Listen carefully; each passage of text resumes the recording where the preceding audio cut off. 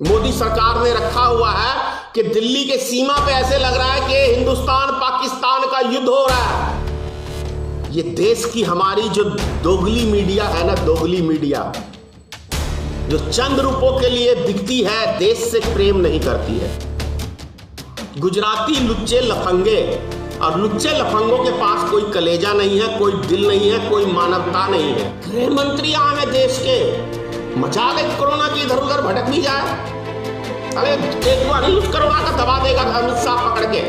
आखिर गुजरात का गुंडा है और गुंडे से तो कोई डरता है।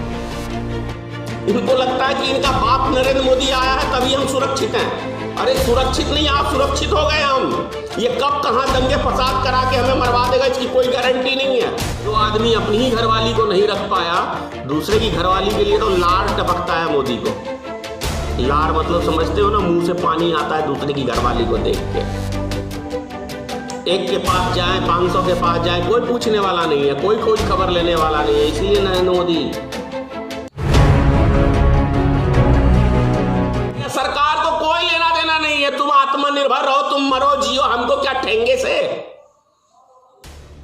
यह है मोदी सरकार का कहने का मतलब। आत्मनिर्भर का मतलब तुम मरो, तुम जियो, इससे सरकार को कोई लेना देना नहीं है। हमें तो अपना ऐश मौज करने दो भाई। हम तो राजा की तरह जीना चाहते हैं, हमको राजा की तरह आप जीने दो। जो राजा के एक, मैं नहीं समझता कि दुनिया के किसी भी मुल्क में पूरे रोड पे प्रदर्शन हो रहा है और वहां का राजा ऐश मौज कर रहा हो, वो तो मोदी के अंदर ही झलक सकता है। दूसरे किसी संसार के किसी प्रधानमंत्री में, किसी में नहीं। क्योंकि जब बिन औलाद के हम प्रधानमंत्री चुनेंगे, एमएलए चुनेंगे, सांसद चुनेंगे, मुख्यमंत्री चुनेंगे, तो हमें यही सब देखने को मिलेगा। बिन औलाद के यदि हम प्रधानमंत्री चुनेंगे, मुख्यमंत्री चुनेंगे, एमएलए चुनेंगे, सांसद चुनेंगे, तो हमें यही सब देखने को मिलेगा। कल एक बिन औलाद का विधायक कह रहा था, भाजपा का ही है, नाम क्यों लूंगा, नाम नहीं लूंगा उसका, क्योंकि वो उतने बड़ा भी नहीं बना है। वो कह रहा है कोई धर्म नहीं सिखाता हमें बैर रखना।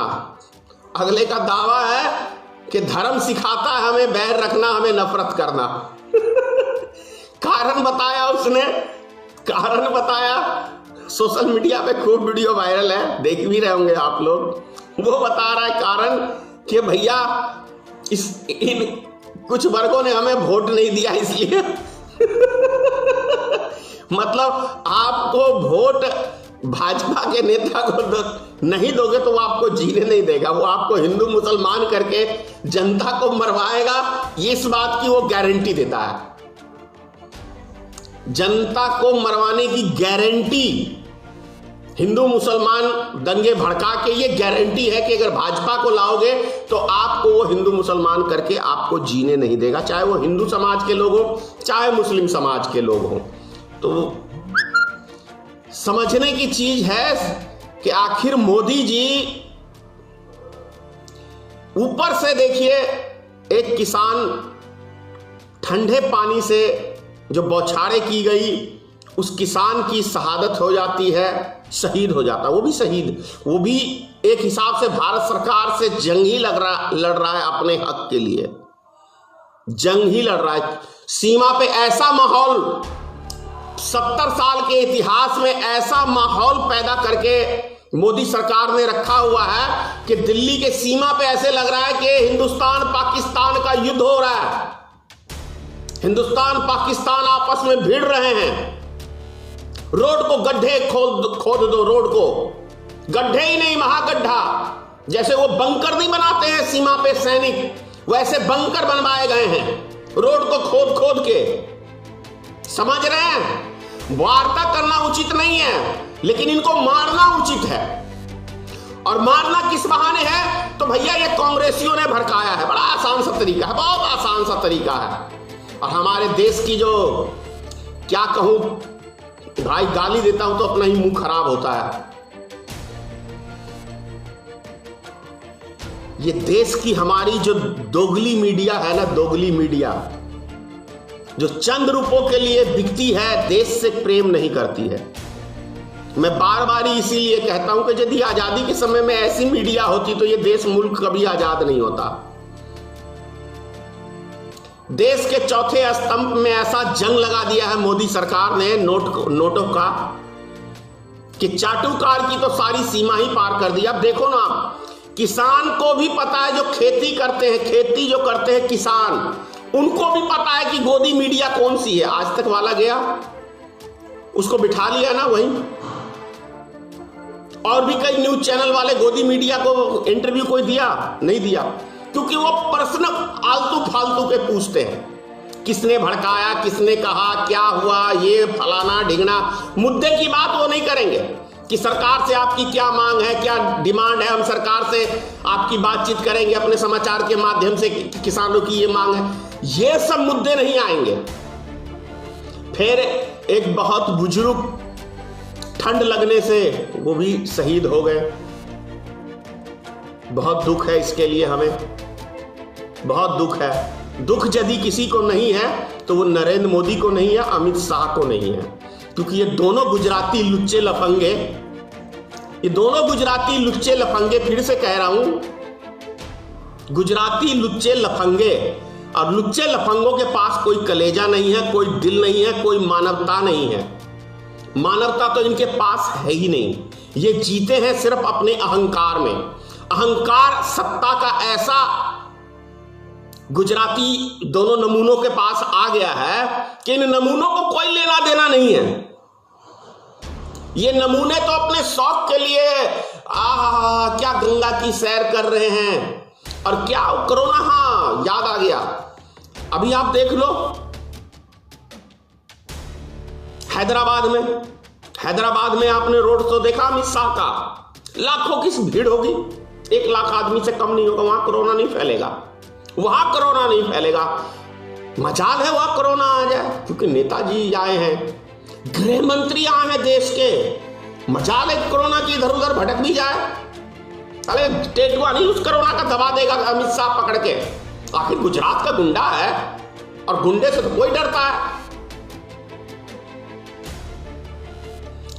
कोरोना तो सिर्फ जनता के लिए है, जनता के लिए, सिर्फ जनता के लिए कोरोना है। चुनाव खत्म होने तो देखो फिर कोरोना कैसे जनता को पकड़ता है, और नहीं पकड़ाएगा तो पकड़वाएगा ना अमित शाह और मोदी। इसकी तो ठेकेदारी लेके बैठा है ये दोनों।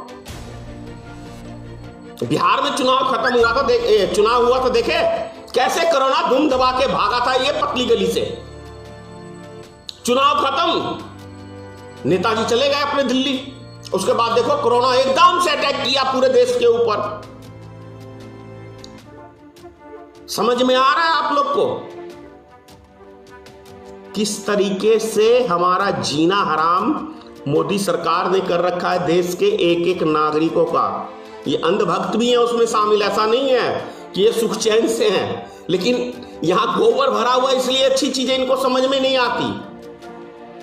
इनको लगता है कि इनका बाप नरेंद्र मोदी आया है तभी हम सुरक्षित हैं। अरे सुरक्षित नहीं, आप सुरक्षित हो गए हम। ये कब कहां दंगे फसाद करा के हमें मरवा देगा इसकी कोई गारंटी नहीं है।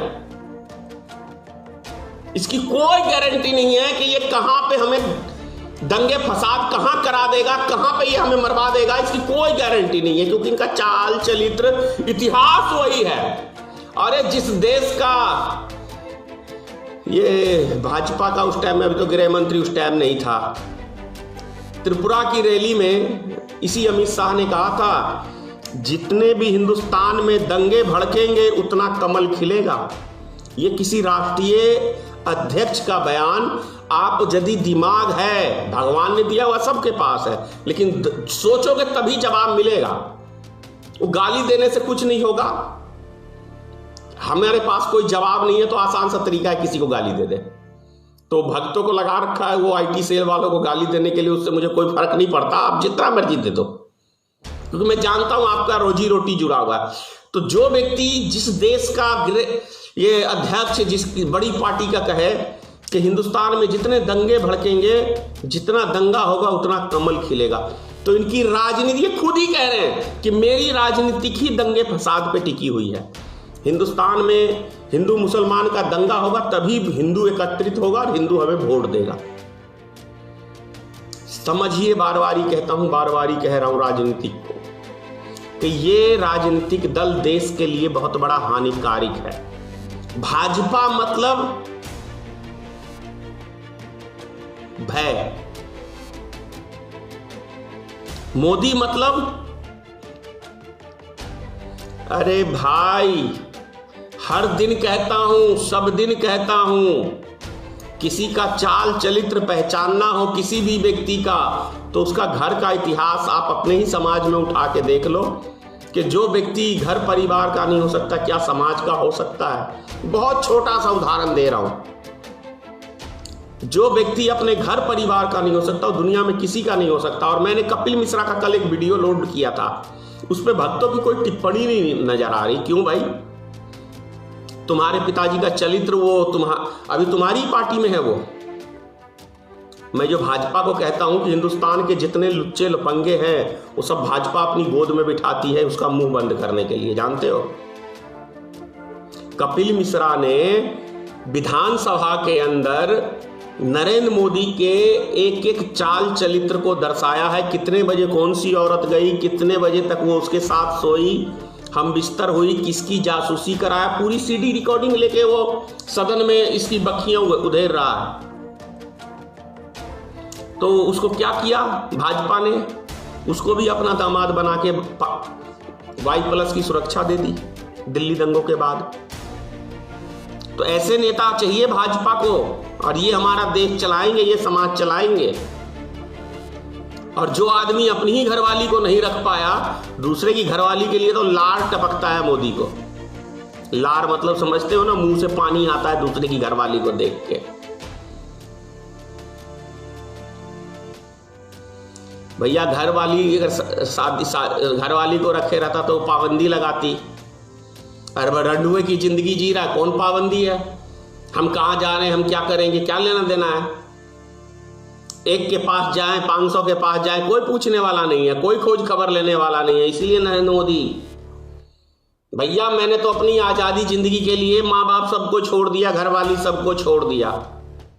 छोड़ दो, बस इस देश को भी तो माफ कर दो। बहुत पेर लिया भारत की नागरिक को, बकस दो। अब तुमने मोदी जी अपने सारे शौक पूरे कर लिए, देश को भी बेच दिया ना देश को भी। अब कम से कम छोड़ दो। और वो बंगाल चुनाव जो कहते हो, बंगाल हमारा लास्ट है।